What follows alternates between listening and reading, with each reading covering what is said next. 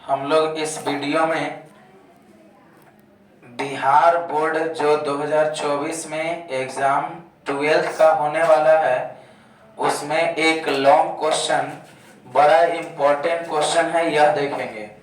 Question है Huygens के तरंग सिद्धांत से प्रकाश के परावर्तन के नियम को सत्यापित करना है। इसका मतलब क्या है? हाइगेंस के तरंग सिद्धांत का प्रयोग करना है और उसकी सहायता से प्रकाश के परावर्तन के नियम को लाना है।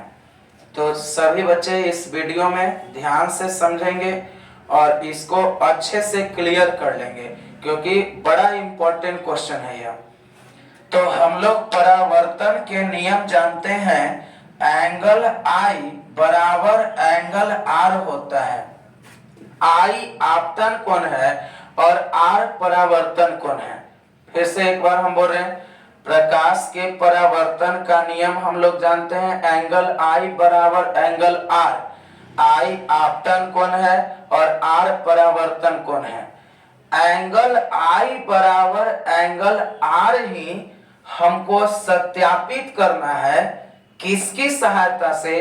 तो हाइगेंस के तरंग सिद्धांत की सहायता से। और हम लोग अब इसको समझेंगे। इसमें सबसे पहला स्टेप आता है फिगर का, और फिगर सभी बच्चे ध्यान से समझेंगे। इसमें एक शब्द है परावर्तन। परावर्तन में हम लोग जानते हैं एक सतह होता है। सतह में किसी एक भाग को हम लोग पेंट करते हैं। तो हमने क्या किया? नीचे के भाग को पेंट किया। चूंकि यही परावर्तन है, परावर्तन के लिए यह एक सतह है, इस पर लाइट आएगा, परावर्तन की घटना होगा। चूंकि यह हमको सिद्ध करना हाइगेंस के तरंग सिद्धांत से, और हाइगेंस एक वैज्ञानिक का नाम है। हाइगेंस ने बताया था कि प्रकाश तरंग के रूप में चलता है, और हाइगेंस ने प्रकाश के परावर्तन की व्याख्या तरंग सिद्धांत से किया। इसमें हाइगेंस ने क्या किया? एक सतह लिया कि इसके किसी एक भाग को पेंट कर दिया, और यहां पर मान लेते हैं लाइट अनंत से आ रहा है, और हाइगेंस ने बताया जब लाइट आता है तो तरंग के रूप में आता है, और इसके कारण एक तरंगाग्र का निर्माण होता है। एक बार फिर से हम बात बोल रहे हैं, हाइगेंस ने बताया प्रकाश तरंग के रूप में चलता है, और तरंग के कारण तरंगाग्र का निर्माण होता है। प्रकाश तरंग के रूप में चलता है और तरंग के कारण तरंगाग्र का निर्माण होता है। तो मान लेते हैं लाइट अनंत पर है, लाइट अनंत पर है, और जब लाइट अनंत पर रहता है तो इसके कारण जब प्रकाश तरंग के रूप में आता है तो समतल तरंगाग्र का निर्माण होता है। तो हमने एक समतल तरंगाग्र यहां से ऐसे बना लिया। यह ध्यान रखना है कि जब इसमें फिगर बनाना है तो इसको तिरछा नहीं, सीधे इस सतह पर लंबवत होना चाहिए। यह लाइन इस सतह पर लंबवत होना चाहिए, यह 90 डिग्री का कोण, और इसी के सहारे लाइट जो है आगे तरंग के रूप में गमन करता है। चूंकि लाइट माने हैं अनंत पर है तो इसके कारण समतल तरंगाग्र बनेगा। यहां पर हम लोग फिगर में देख पा रहे होंगे, लाइट सबसे पहली बार धक्का इस बिंदु पर मार रहा है। तो जहां पहला बार धक्का लाइट मारेगा इस बिंदु का नाम हम लोग ए दे दिए, और यहां सबसे पहली बार लाइट धक्का मारा है तो इस कोण को हम लोग I कहें। I क्या है? तो परावर्तन कोण है, और इसका नाम हम लोग C दे दिए। अब हम आपसे पूछें कि लाइट सबसे पहले धक्का मारा है A पर कि C पर? जाहिर सी बात है सबसे पहली बार धक्का मारेगा लाइट A पर, तब बाद में C पर। चूंकि मान लेते हैं इस बिंदु का नाम हम लोग बी दे दिए।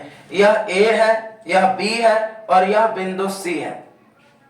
जिस समय लाइट सी पर धक्का मारेगा, चूंकि ए पर तो पहले ही लाइट धक्का मार चुका है, तो जिस समय लाइट सी पर धक्का मारेगा उससे पहले ए बिंदु पर फिर से प्रकाश एक तरंग का निर्माण कर लेगा। और चूंकि बिंदु है तो बिंदु के कारण प्रकाश का जो तरंगाग्र होता है वह गोलाकार होता है। तो हमने एक गोलाकार तरंगाग्र का निर्माण कर लिया। अब जब गोलाकार बनाए तो गोल चीज में त्रिज्या होता है। तो मान लिए कि यह हमारा त्रिज्या है। देखेंगे यहाँ सभी बच्चे ध्यान से, यह हमारा त्रिज्या है, यह त्रिज्या है। और यहाँ सी बिंदु से इस पर हम लोग स्पर्श रेखा खींचे। यहाँ पर हम लोग इस पर स्पर्श रेखा खींच दिए। और हम लोग 10th क्लास में पढ़े हैं, स्पर्श रेखा जब खींचते हैं तो यह त्रिज्या के लंबवत होता है। यहाँ 90 डिग्री का कोण बन रहा है। और यहाँ पर जो स्पर्श रेखा जहां से खींचे हैं यह एंगल आर है, यही परावर्तन कोण आर है। तो यहाँ पर आपतन कोण आई और परावर्तन कोण आर है। यह बिंदु ए, यह बिंदु बी, यह बिंदु सी। और इस पॉइंट का नाम, इस बिंदु का नाम हम लोग डी दे दिए। अब चूंकि हम लोग देखेंगे कि B से C पर जब लाइट आया, B से C पर जब लाइट आया तो आने में इसको कुछ ना कुछ समय जरूर लगा होगा। तो मान लेते हैं B से C तक लाइट को आने में समय बराबर T लगा। B से C तक जब लाइट आया तो समय T लगा। और जाहिर सी बात है जब समय T लगा है तो लाइट को B से C तक आने में इसका कुछ ना कुछ वेग भी रहा होगा। तो मान लिए इसका वेग है v।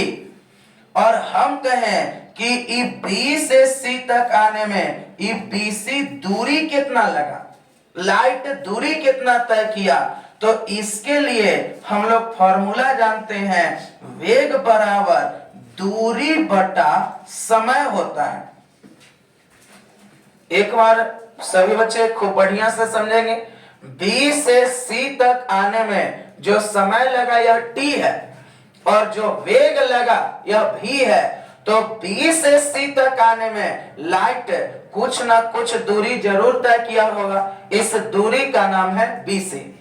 कितना दूरी तय किया, तो इसके लिए फॉर्मूला वेग बराबर दूरी बटा समय। हम कहेंगे कि दूरी बराबर क्या होगा, तो समय भागा में जाएगा गुना में, दूरी बराबर हो जाएगा वेग गुना समय।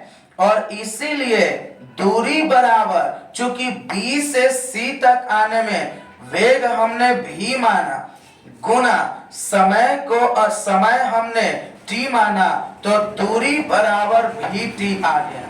यानी B से C तक लाइट को आने में जो दूरी लगा वह vt है। यहाँ पर और सभी बच्चे खूब बढ़िया से ध्यान देंगे। लाइट को B से C तक आने में जितना दूरी लगा है, लाइट को B से C तक आने में जितना दूरी लगा है, यहाँ पर लाइट पॉइंट A से, बिंदु A से उतने ही त्रिज्या वाला एक वृत्त बना लेगा, गोलाकार तरंगाग्र बना लेगा। यानी हम पूछे इस त्रिज्या का वैल्यू कितना है, तो इसका भी वैल्यू vt हो जाएगा। हम मीटर के लिए सुविधा के लिए लिख रहे हैं, इसका भी दूरी vt हो जाएगा। यह कैसे होगा एक बार और समझेंगे। चूंकि लाइट सबसे पहले A बिंदु पर धक्का मारा, तब उसके बाद C बिंदु पर धक्का मारा। लाइट को B से C तक आने में जितना दूरी तय करना पड़ेगा उससे पहले लाइट प्रकाश बिंदु ए से उतने ही त्रिज्या वाला एक गोलाकार तरंगाग्र बना लेगा। सभी बच्चे ध्यान से एक बार और पुनः हमारे शब्द को सुनेंगे। प्रकाश को B से C तक आने में जितना दूरी तय करना पड़ा, प्रकाश को B से C तक आने में जितना दूरी तय करना पड़ा, यह बिंदु A से उतने ही दूरी का, उतने ही त्रिज्या का एक गोलाकार तरंगाग्र बना लेगा। एक बार और बोल रहे हैं, प्रकाश को B से C तक आने में जितना दूरी तय करना पड़ा है, प्रकाश बिंदु A से उतने ही त्रिज्या का एक गोलाकार तरंगाग्र बनाएगा। तो B से C तक तो आने में दूरी तय करना पड़ा VT, और बिंदु A से VT त्रिज्या का गोलाकार तरंगाग्र बनाएगा, तो यह भी त्रिज्या तो VT हो जाएगा। और हम लोग देख पा रहे होंगे कि यहां से दो समकोण त्रिभुज बन रहा है। एक बन रहा है ABC, हम मार्कर चला रहे हैं यहां पर ABC, एक यह त्रिभुज है, और दूसरा समकोण त्रिभुज बना है ADC। दो समकोण त्रिभुज बन रहा है ABC और दूसरा बन रहा है ADC। यही दोनों समकोण त्रिभुज से चलते हुए हम लोग सिद्ध करेंगे। फिगर को एक बार और समझेंगे। सबसे पहले हमारा एक क्वेश्चन है, हाइगेंस के तरंग सिद्धांत से प्रकाश के परावर्तन के नियम को सत्यापित करें। परावर्तन का नियम हम लोग जानते हैं, एंगल I बराबर एंगल R होता है। I आपतन कोण है और R परावर्तन कोण है। प्रकाश के परावर्तन के नियम को सिद्ध करना है, तो इसके लिए हम लोग एक सतह बनाएंगे ताकि परावर्तन की घटना हो सके। इसके एक भाग को हम लोग पेंट कर देंगे, तो एक भाग को हम लोग पेंट कर दिए। हाइगेंस ने कहा कि लाइट प्रकाश तरंग के रूप में गमन करता है, और मान लेते हैं लाइट अनंत से आ रहा है, और जब लाइट अनंत से आएगा तो इसके कारण समतल तरंगाग्र का निर्माण होगा, और यहां से इस पॉइंट से यहां पर लंब डालना है ऐसे सीधे, और यहां से लाइट ऐसे आगे की ओर बढ़ते जाता है। अब आगे इसमें अगर हम लोग चलेंगे तो सबसे पहला प्रकाश इस बिंदु पर धक्का मारेगा। तो मान लेते हैं यह बिंदु A है, और जहां प्रकाश सबसे पहले धक्का मारेगा वहां पर आपतन कोण I बन जाएगा। इस बिंदु का नाम हमने C दिया। यहां पर ऐसे मिलाए थे तो यह लंबवत था, इस बिंदु का नाम हम लोग B दिए। लाइट सबसे पहले A पर धक्का मारेगा तब C पर आएगा।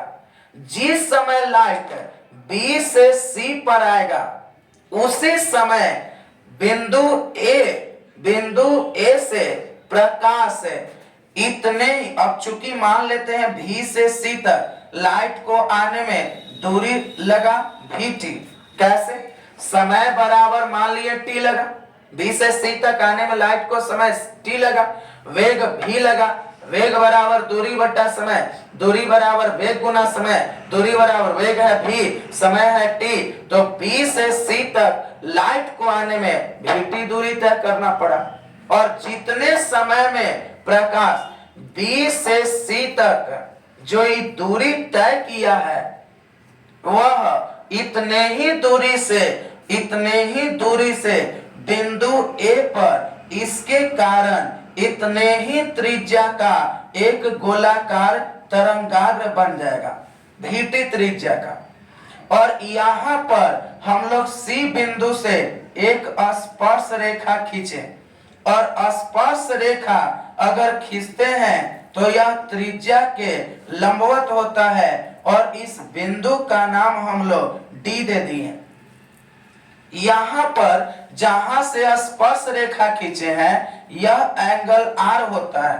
हम लोग देख पा रहे होंगे यहां पर दो त्रिभुज बन रहा है, एक ए बी सी, दूसरा ए